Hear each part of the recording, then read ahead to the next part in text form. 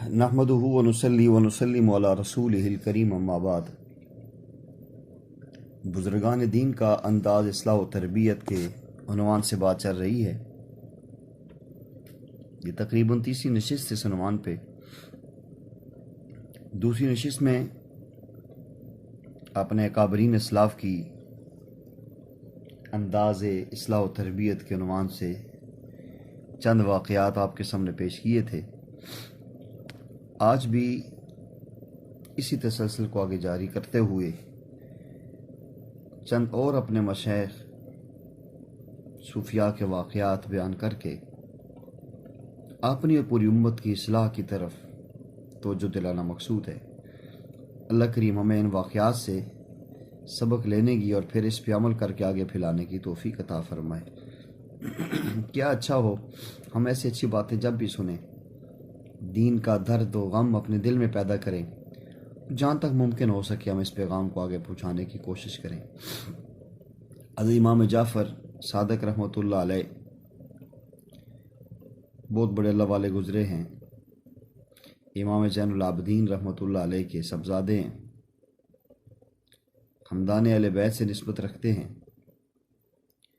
خلیفہ منصور نے امام جعفر صادق رحمۃ اللہ علیہ کو لکھا کہ آپ ہمارے پاس کیوں تشریف نہیں لاتے؟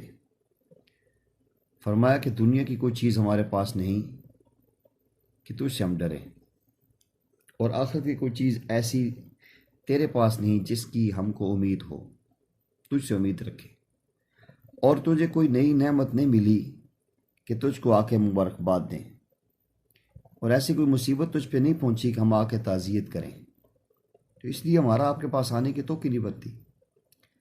خلیفہ نے جواب میں لکھا کہ آپ تشریف لا کر ہمیں کوئی نصیحت فرمائیں۔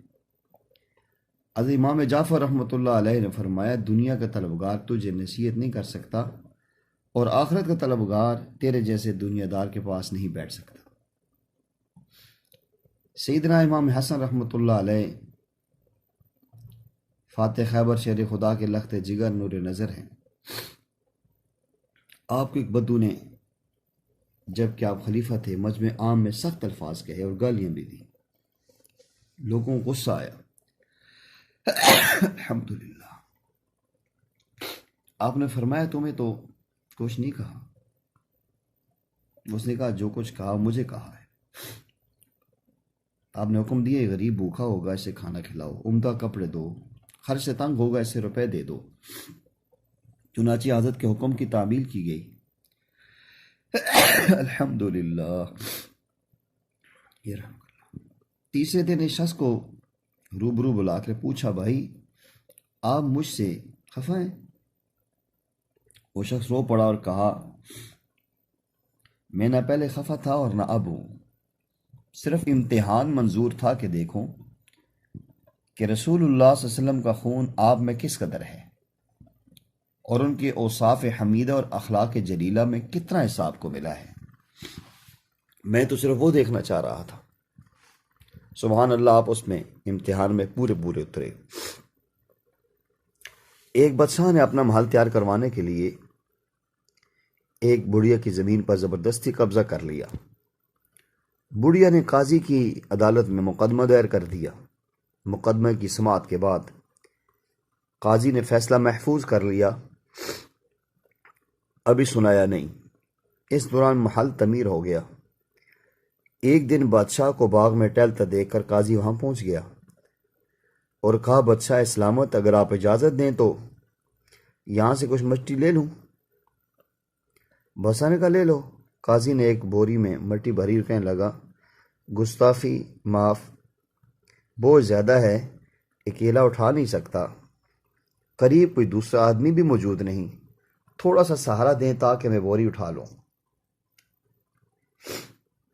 بادشاہ کو قاضی کی یہ بے تک کی حرکت پر حیرت تو ہوئی، بہرحال دونوں مل کر بھی بوری نہ اٹھا سکے۔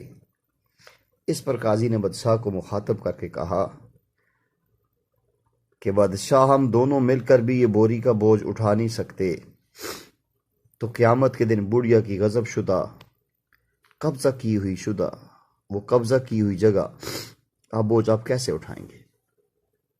بات بادشاہ کی سمجھ میں آ گئی اس نے محل سمیت زمین بڑھیا کو واپس کر دی، اور اسے کہتے ہیں حکمت اور دانائی، تاکہ لاٹھی بھی نہ ٹوٹے اور سانپ بھی مر جائے، ورنہ قاضی بادشاہ کے خلاف فیصلہ سنتا اور بیان کر دیتا، قاضی کو معزول کر دیا جاتا اور بڑھیا کو زمین بھی واپس نہ ملتی۔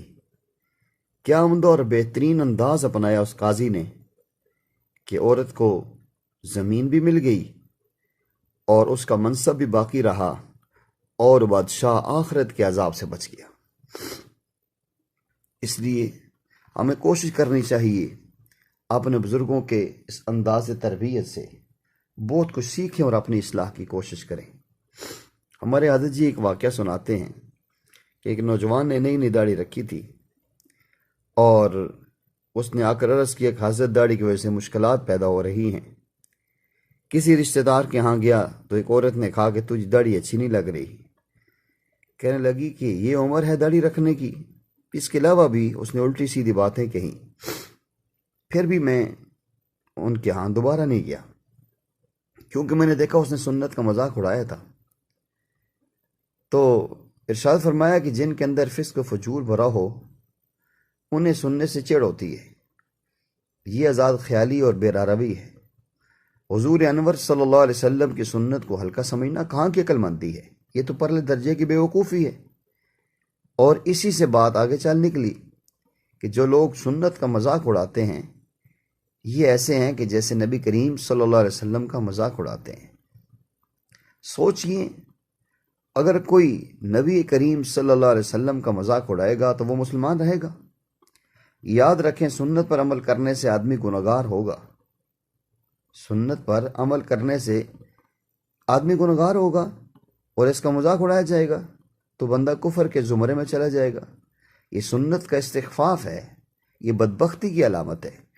ایسی باتوں سے اور ایسے ماحول سے بچنے کی ضرورت ہے جہاں سنت کا مذاق اڑایا جائے، اور اگر ایسے لوگوں سے پرہیز نہ کیا جائے گا تو انسان آہستہ آہستہ ان کی باتوں میں ملوث ہو جائے گا اور اس کے اندر سنت کی اہمیت ختم ہو جائے گی۔ اسی انداز میں ہمیں چاہیے گناہ کو ہلکا نہ سمجھیں، قرآن سنت کی کبھی مذاق نہ اڑائیں۔ اگر یہ بعض کالج، اسکول، یونیورسٹی کے نوجوان بہت مذاق اڑاتے ہیں، کبھی سنت کا، کبھی قرآن کا، حدیث کا اور چیزوں کا مذاق اڑاتے ہیں، اور اس کا کیا علاج ہے؟ فرمایا کہ ان کو مذاق اڑانے کی نوست سمجھانی چاہیے کہ سنت کا مذاق اڑانے سے بچیں، اور لوگوں کو سمجھائیں کہ کیا آپ لوگ یہ تصور کر سکتے ہیں کہ نبی کریم صلی اللہ علیہ وسلم آپ کے سامنے موجود ہوں اور آپ لوگ ان سے مذاق اڑانے لگ جائیں؟ مذاق تو دور کی بات ہے، قرآن مجید تو یہاں تک کہتا ہے کہ نبی کریم صلی اللہ علیہ وسلم کے سامنے آواز بھی بلند نہ کرو، ورنہ تمہارے اعمال ضائع ہو جائیں گے، تمہیں شعور بھی نہیں ہوگا۔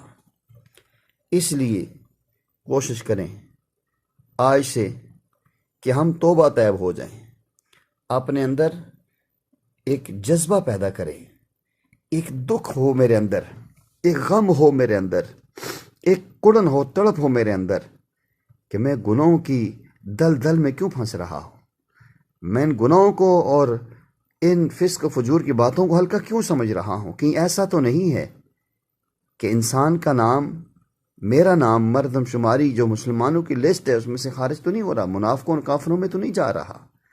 صرف دنیاوی مفاد کی خاطر مسلمانوں کی لسٹ میں نام لکھوا دینے سے آخرت کا فائدہ نہیں ہو سکتا۔ یہ بات بہت عام ہے، اسے بار بار سنجیدگی سوچیے اور اپنے عملوں کو درست کریے۔ صبح توبہ شام توبہ ہے، صبح توبہ ہے، شام توبہ ہے، میرے کرنے کا کام توبہ ہے، با اثر ہو یا بے اثر ہو، با اثر ہو یا بے اثر ہو تو جان اپنے کرنے کا کام توبہ ہے۔ اللہ جل جلالہ سے ایمانوں میں ہمیں توبہ طیب ہو کے نیکوکاری والی زندگی گزارنے کی توفیق عطا فرمائے، اپنے دل کی صفائی نصیب فرمائے، اس لیے کہ خرد کے پاس خبر کے سوا کچھ اور نہیں، خرد کے پاس خبر کے سوا کچھ اور نہیں، تیرا علاج نظر کے سوا کچھ اور نہیں۔ کوئی اندازہ کر سکتا ہے اس کے زور بازو کا، کوئی اندازہ کر سکتا ہے اس کے زور بازو کا، نگاہ مرد مومن سے بدل جاتی ہیں تقدیریں۔ اللہ والوں کے پاس ہم بیٹھیں گے اللہ والوں سے اصلاح کریں گے اور ان کی باتوں کو دل کے اندر جگہ دیں گے، انشاءاللہ صحبت صالح ترا صالح کنت، نیکوں کی صحبت نیک بنا دے گی اور اللہ کے مقربین بندوں میں ہم شامل ہو جائیں گے۔ اللہ جل جلالہ ان معروضات کو سمجھنے کی، اس پہ عمل کر کے اپنے اصلاح کی کوشش کرنے کی توفیق عطا فرمائے۔ وَمَا عَلَيْنَا إِلَّا الْبَلَاغُ الْمُبِينُ۔